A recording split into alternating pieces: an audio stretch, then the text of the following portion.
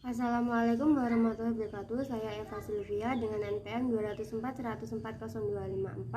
kelas BKID, jurusan Bimbingan Konseling Islam, Fakultas Dakwah dan Ilmu Komunikasi. Saya akan menjawab tentang ujian akhir semester 1 Bahasa Indonesia. Soal pertama, musuh utama dalam kepenulisan karya ilmiah adalah plagiasi. Jelaskan pendapat Anda mengenai tindakan plagiasi dan bagaimana semestinya Anda sebagai mahasiswa bersikap dalam menanggapinya. Plagiat adalah perbuatan sengaja atau tidak sengaja dalam mencoba memperoleh kredit atau nilai untuk suatu karya ilmiah dengan mengutip sebagai atau seluruh karya dan atau karya ilmiah pihak lain yang diakui sebagai karya ilmiahnya tanpa menyatakan sumber secara tepat dan memadai. Pendapat saya tentang plagiat adalah hal tersebut merupakan tindakan yang tidak terpuji karena dengan kata lain kita mencuri karya milik orang lain. Di dunia pendidikan, pelaku plagiarisme dapat mendapat hukuman berat. Tindakan ini mencoreng dan memburamkan dunia akademik, bahkan bisa disebut kejahatan intelektual.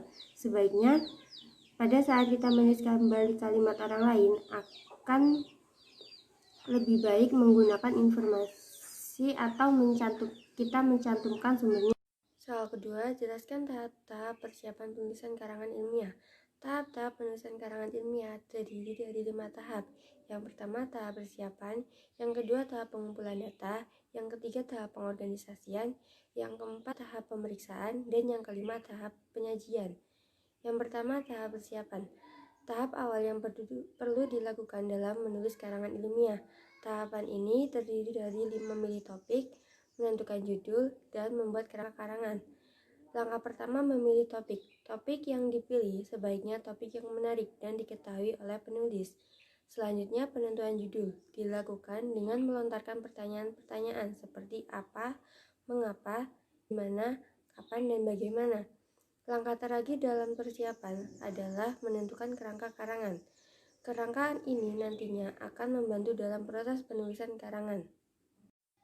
Yang kedua, tahap pengumpulan data, yaitu pengumpulan data yang diperoleh dari berbagai sumber seperti media dan lapangan.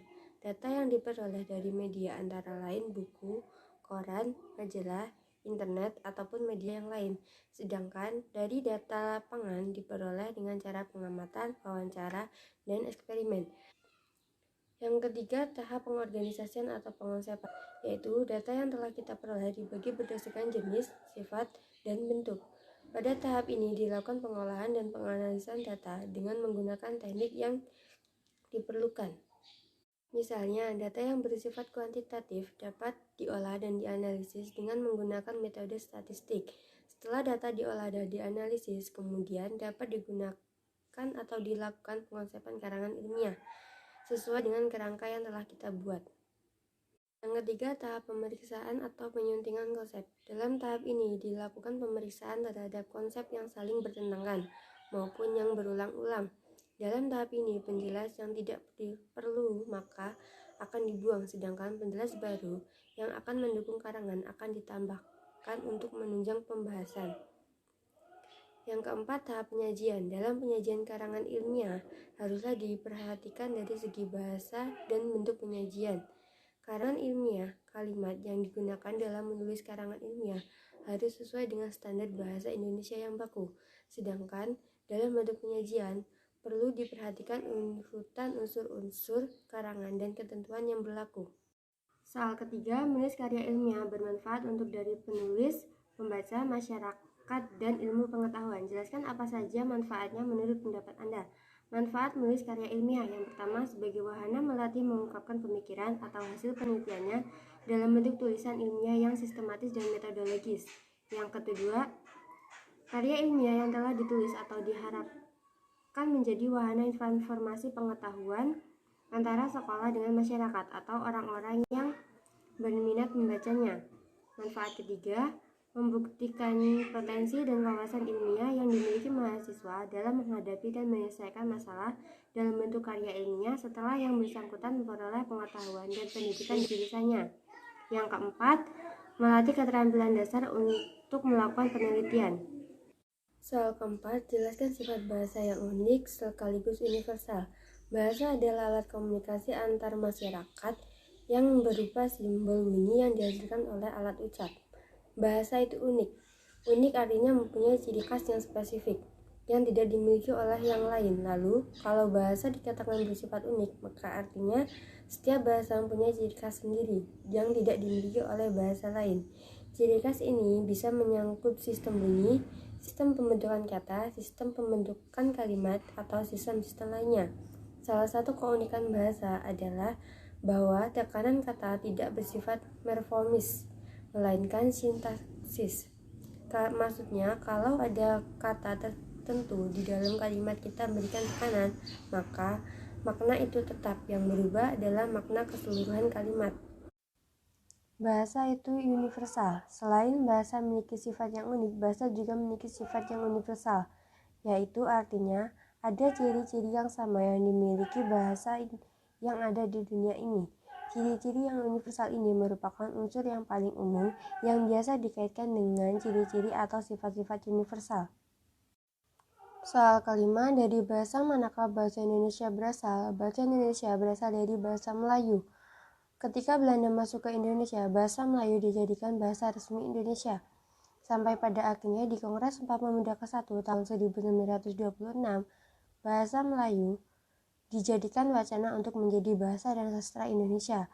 Lalu, pada Kongres Sumpah Pemuda kedua pada tahun 1928, bahasa Melayu diikrarkan menjadi bahasa persatuan bangsa Indonesia. Dan juga pada keputusan Kongres II pada tahun 1945 di Medan, juga menyatakan bahasa Indonesia berasal dari bahasa Melayu. Soal kanan, jelaskan fungsi bahasa sebagai bahasa pemersatu.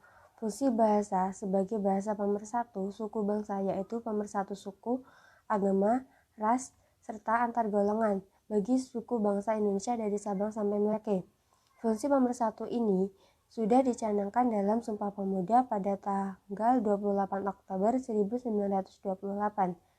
Bahasa Indonesia kehadirannya dapat diterima di semua daerah, wilayah, lintas agama, lintas etnis, serta orang desa dan orang kota, perempuan maupun laki-laki.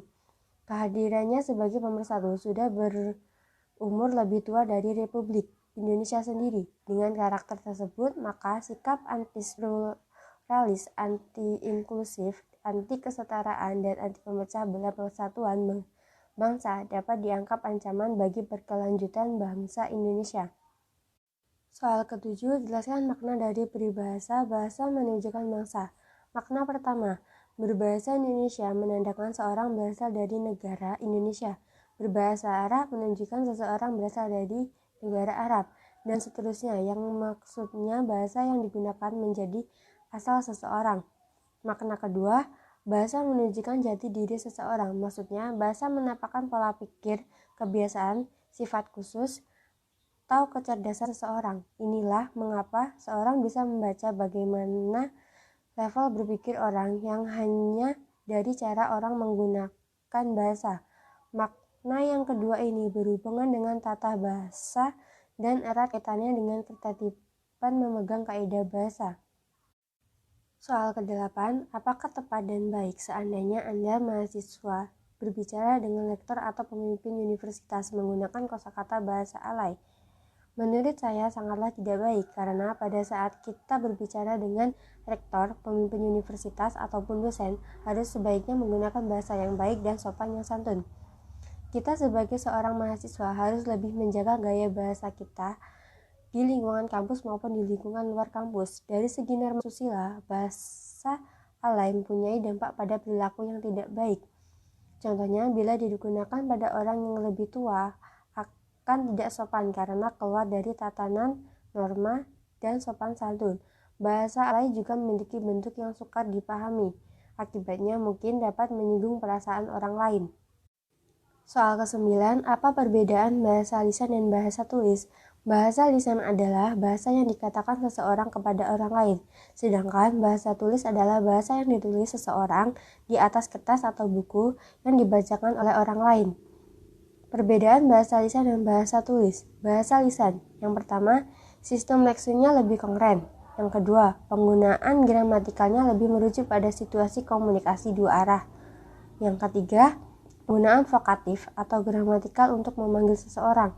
Sistem klausanya lebih bersifat kompleks karena klausa kompleks secara jelas menunjukkan hubungan logis antara kejadian yang satu dengan yang lainnya. Yang keempat, sistem grupnya lebih bersifat simpleks karena grup simpleks ini lebih jelas entitasnya, prosesnya, serta lebih jelas sirkumstannya. Sedangkan pada bahasa tulis, perbedaannya terletak kepada yang pertama, sistem leksinya lebih inkongruent serta padat karena banyak abstraksi dan teknikalitas. Rasio leksis konten dan gramatikalnya lebih banyak kurang dari 0,5. Yang kedua, penggunaan gramatikalnya merujuk pada situasi komunikasi satu arah. Yang ketiga, sistem klausanya lebih bersifat simpleks karena penggunaan klausa simpleks lebih menutupi hubungan logis antara kejadian satu dengan kejadian yang lainnya. Yang keempat, sistem grupnya lebih bersifat kompleks. Soal ke-10, kembangkan kalimat topik berikut ini menjadi satu paragraf menggunakan tanda baca yang tepat. Topik pertama, kemajuan teknologi informasi telah mengubah keseharian hidup masyarakat. Pengembangannya yaitu teknologi di sini sudah sangat